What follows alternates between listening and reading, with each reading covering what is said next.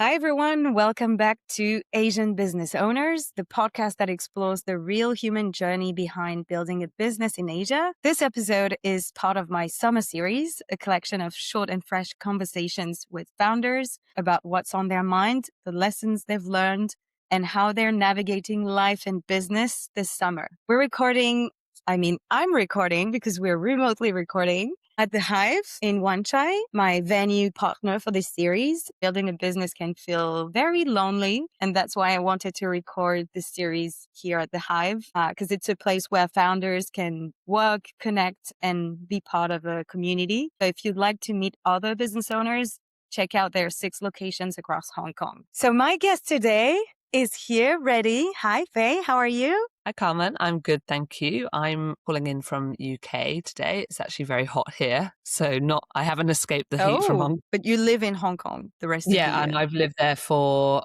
actually more than half my life now because I grew up in Hong Kong as well. So can you introduce yourself, telling us what your business is, where you're from? I think we guessed where you're from.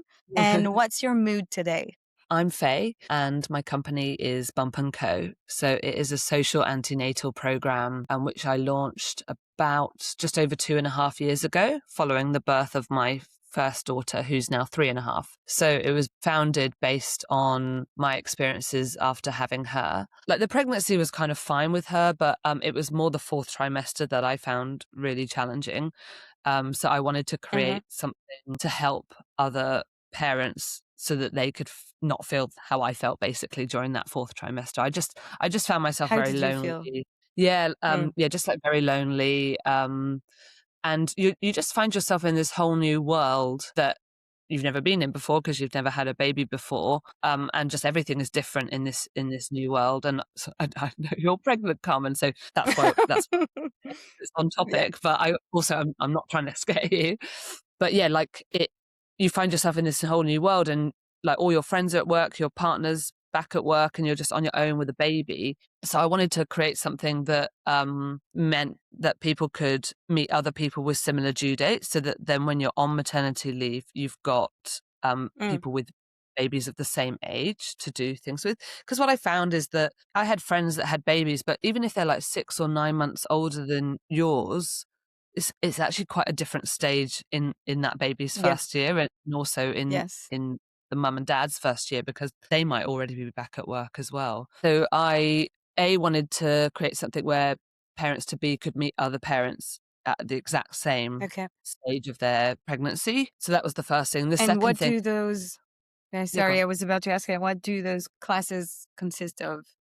What can we expect from this? The classes, so it's 6 evening classes, which cover kind of everything you need to know about having a baby in Hong Kong. So the first one is called Pregnancy and Preparations. Then the second session is Labour and Delivery. And then the third session is we get different mums and dads that have given birth in Hong Kong hospitals to share their birth experiences. And then 4 is newborn feeding, so covering primarily breastfeeding, but also bottle feeding. 5 is newborn care. And then the final one is post-birth recovery. Yeah, that's the program in a rather large nutshell.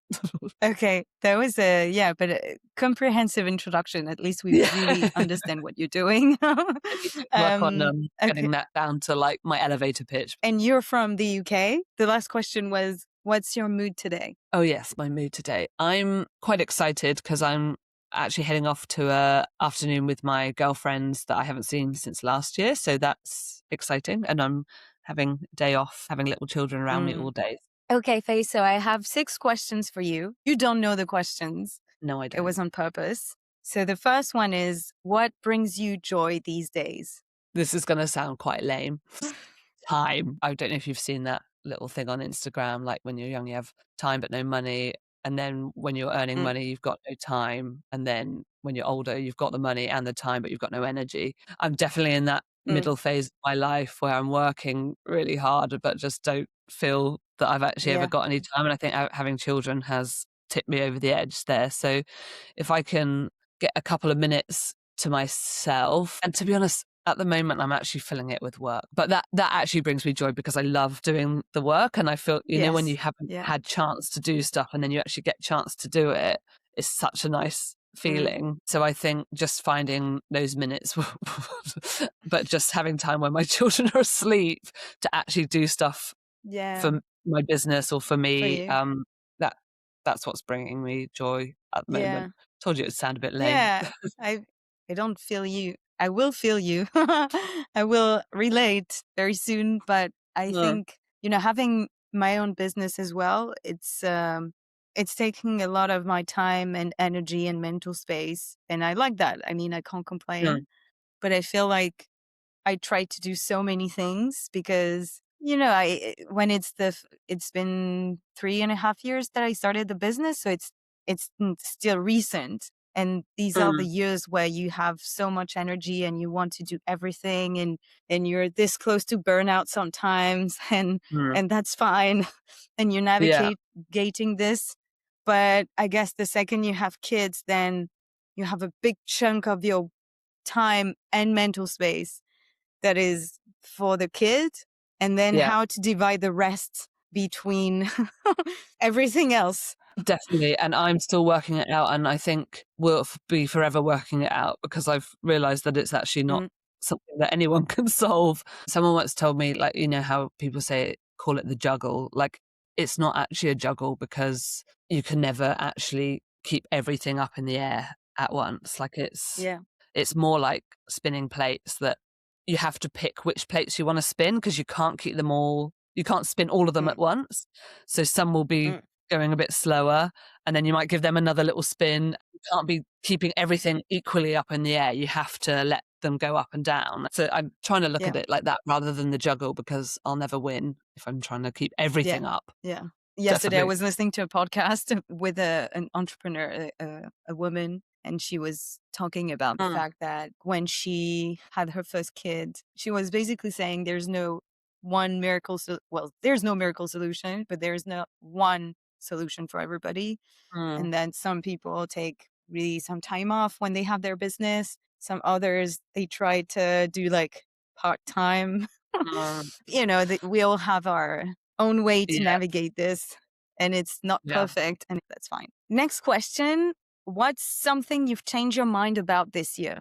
So it's going to be on the same subject, and I'll try not to make all my answers on this subject. But I have, in the first part of the year, I've been like really working hard. And I think this summer actually, even over the summer, we've quietened down on the program because everyone travels in the summer. So, but I was like, okay, I'm going to use this time to do all of these projects that I've been wanting to do for ages. Going back to the point earlier, like I can't do it all. I can't be doing children all day and then Mm, working all evening. It's actually just in this last week being like, I'm not going to actually do these projects now. Like nobody knows that, like I've got no accountability for them. It's only my own accountability, which mm, better or worse is very strong in me. Like I always, like if I set myself something, I really want to do it to my yeah. own depth sometimes. But I'm like, nobody else knows that I need to do these projects. So I'm just going to kick them down the road and just try and relax a little bit and Okay. spend like time with my family and not be exhausted.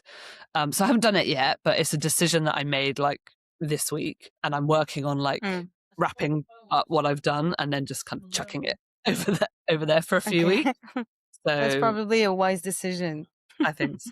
Yeah. What's something? Okay. Wait. Whoa, my pregnant brain is hitting hard. I just ask you one decision you made, or what you changed your mind about this year. I'm crazy. Oh, Have I I think what have I just asked you? If you I made one think decision, or if you changed your mind about something? I think I think I changed it halfway through. I think you said, "What have you changed your mind about?" And then I said, Ah, "So okay. that's I've made Okay. at the end." I was like, am I crazy? I just forgot what I had just asked. No, but Wow. It I think I'm happens to me. I think I changed the question. Okay, Um, no, that's fine. My next question mm. was, but actually, you kind of answered it. What's one decision that changed the direction of your business? So the business started as an antenatal program, which is very much that's the bread and butter. That's the core thing that Okay. we do. But when I first made the program, I kind of imagined that we would just give all the information to people when they were pregnant, and then when they had the baby, we would be like, bye bye, have a good life.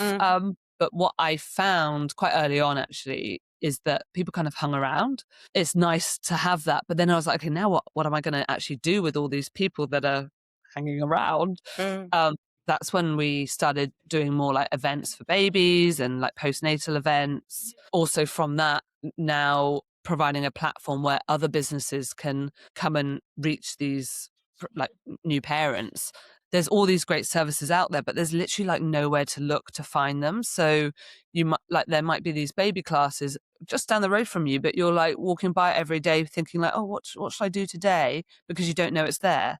So I think that decision, I guess it was kind of made for me, and it was just from learning from like what would happen organically with the business. And Yeah. then that's actually probably what I spend most of my time doing now, these other bits, because the program's established, but it's those other bits that's what I'm investing most of my time in. And so when I actually launched a business, this is not what I imagined myself doing, but I really enjoy it. And I think that's a decision that I guess it was kind of made for me, but I guess I had to pay attention to what was happening and then decide which direction to follow. Yeah. I think it's so always interesting to, you have a business and then you just see like your customers, your clients, what they need, you understand them more. And then most of the time founders come up with other ideas from that Mm, experience, which yeah, kind of definitely. creates a service or product that is filling all the gaps,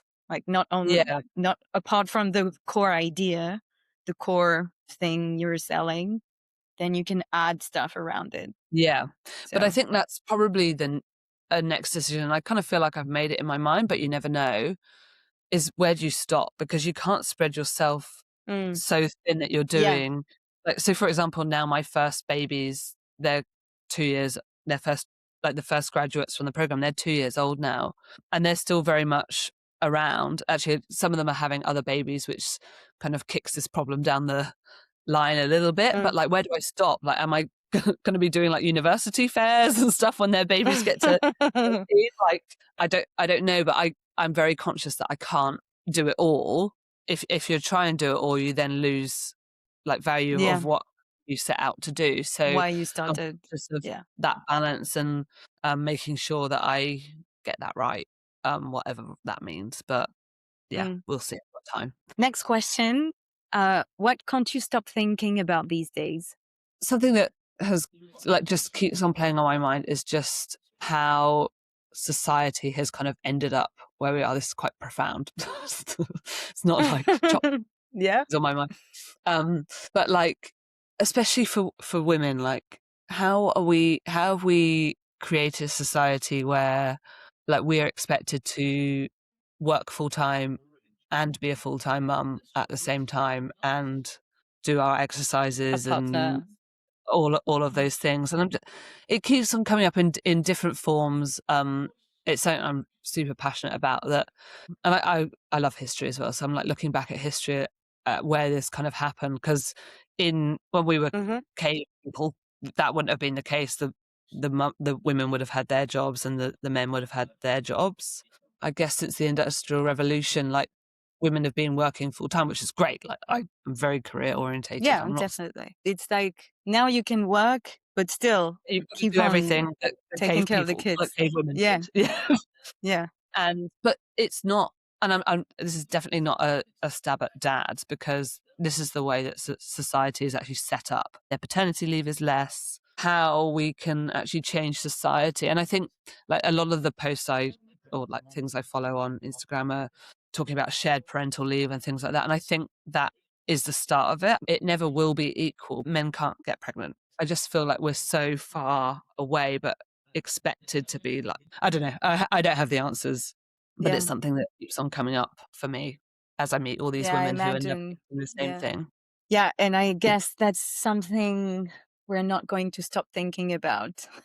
No, I and mean, probably our children won't either, and their children probably. mm-mm. An So, interesting topic, though. yeah.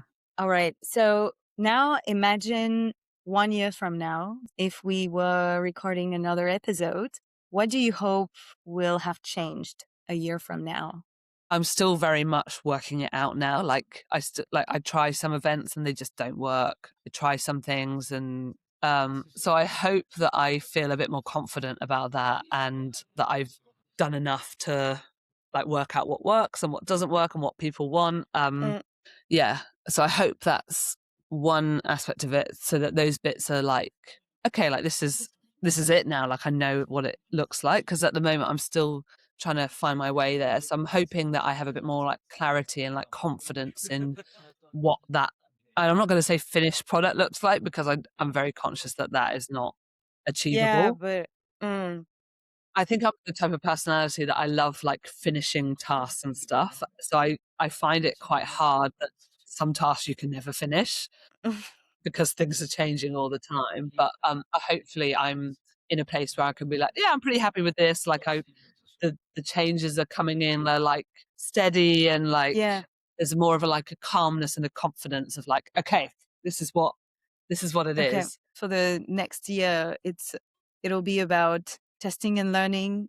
Maybe you need more data, to see, okay, this is Feedback, working. People yeah. are reacting to this, not to that.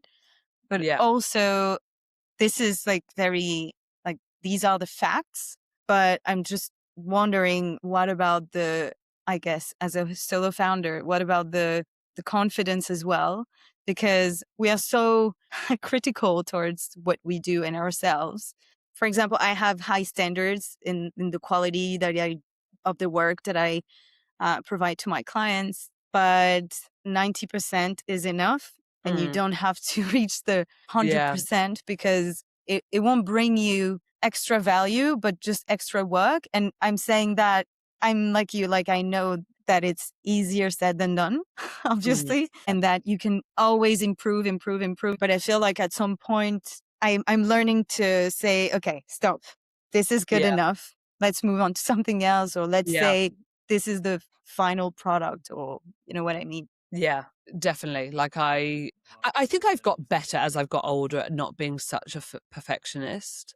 And this might come out the wrong way, but like, when you see what like other people in other industries are doing, and you're like, oh, why was that so successful? It was not really that well Mm, organized. Or like, I think confidence comes into a lot with solo entrepreneurs. Like when I first started, yeah.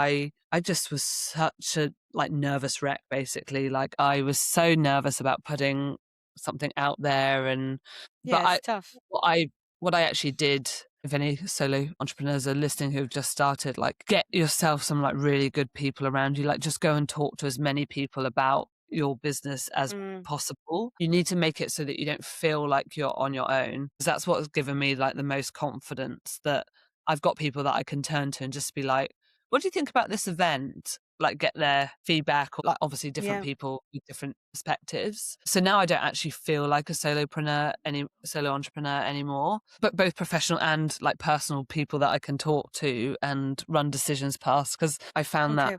very lonely, like you say, and just a real test to my confidence as to whether I could make that decision on my own. Like for me, it was a completely new space other than having a baby. Like I didn't have any, I'm actually a vet by qualification. So I Okay. haven't worked in like this space before or like done a startup before. So, yeah, it was definitely a new skill set to tap into.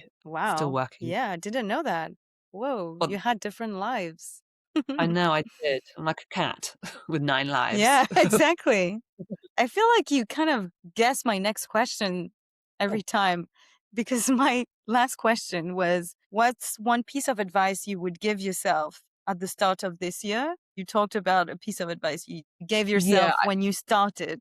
yeah, so maybe I can do for So, this year, but that I don't know why I've said that because I can't think of an answer. Okay, so this year, normally like at certain points during the year, I kind of do like a bit of a strategic visioning exercise with myself normally to like what I want to be achieving in the next quarter or the next year or so on. And I just every year I just put way too much in there. So I think probably the advice that I would give myself is put it all in there and then only allow half and really strictly put half of those mm, projects in because my approach is to put them all in there and then feel like I'm never actually achieving anything because I can never actually like yeah. get them all done. kicking them down the road, like what I was saying about this summer, like, "Oh, but I've had this on my things to do for, like, Mm, over a year, and I'm still kicking it down the road," but it probably means that it's mm. not actually that important.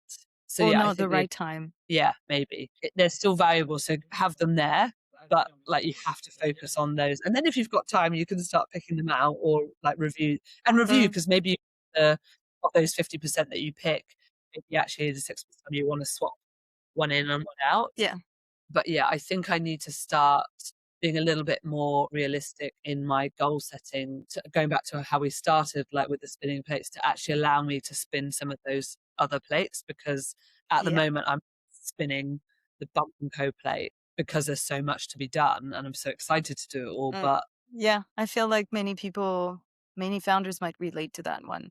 yeah, we'll see if I take my own advice, but maybe other people can, even if I At least don't. you But I'm said not. it. Yeah, Yeah. yeah, that's halfway. I'm halfway there. I have one final thing to ask you before Oh. we wrap up.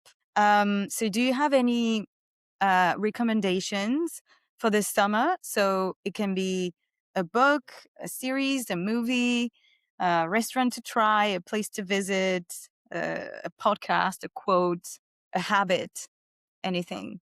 So one thing that actually kind of changed my life, I would say, so I'm going for a big recommendation here, is Mm-hmm. journaling. And I used Mm, a journal to start with called the Daily Greatness Company, I think it's called Daily Greatness Journals. It was recommended to me. You set your goals, not just work. It covers all aspects of your life, so like personal, family, health, all of these things.